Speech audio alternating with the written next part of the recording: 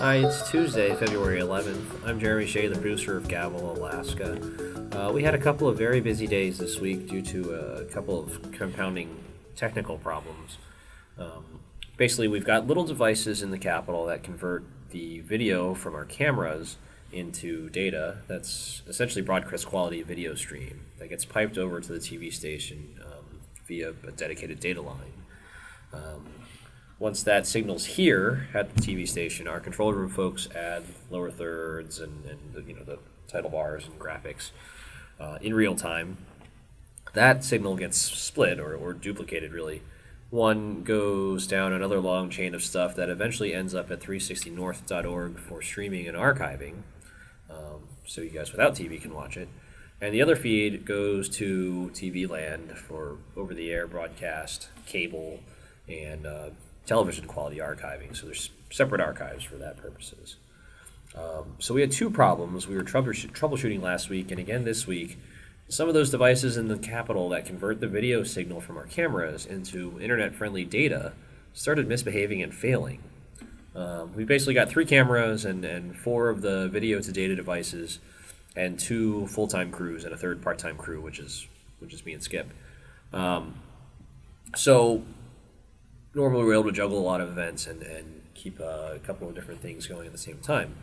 Well, 3 of our 4 video-to-data devices have failed or misbehaved on us so far this session, 2 of them in the last week, so that was bad. We think static electricity might be what's zapping our video-to-data devices, so we've had some workarounds to minimize how much they're moving around and getting, potentially picking up static.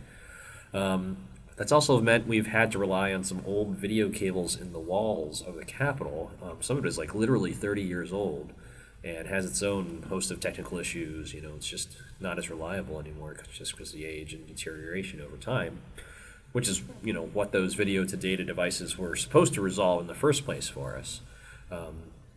So that's one problem we've been dealing with.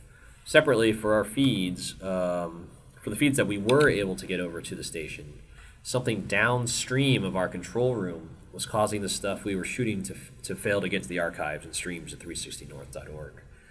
There's a workaround, but it's pretty slow and clunky and just a pain in the butt, actually. So if you've noticed problems with the streams or missing content in the archives, that's why. We are backfilling it through that long, clunky, pain in the butt process.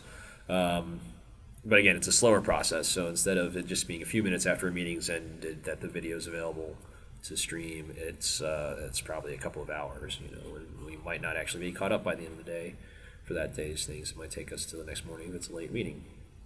The good news is the IT guys here think they've identified a bad router that's causing that problem, so hopefully that technical problem's been resolved for the rest of the week or the rest of the session. Anyway, I'm going to do a very abbreviated rundown tonight because I'm feeling very tired. Here's a few of the things we'll be covering on Wednesday, February 12th. At 10 a.m., the Senate Dems are holding their weekly press availability. At 11 a.m., the House and Senate are getting together to hear from Chief Justice Dana Fabe. She delivers a State of the Judiciary address, where she tells everyone what's up with the court system in Alaska.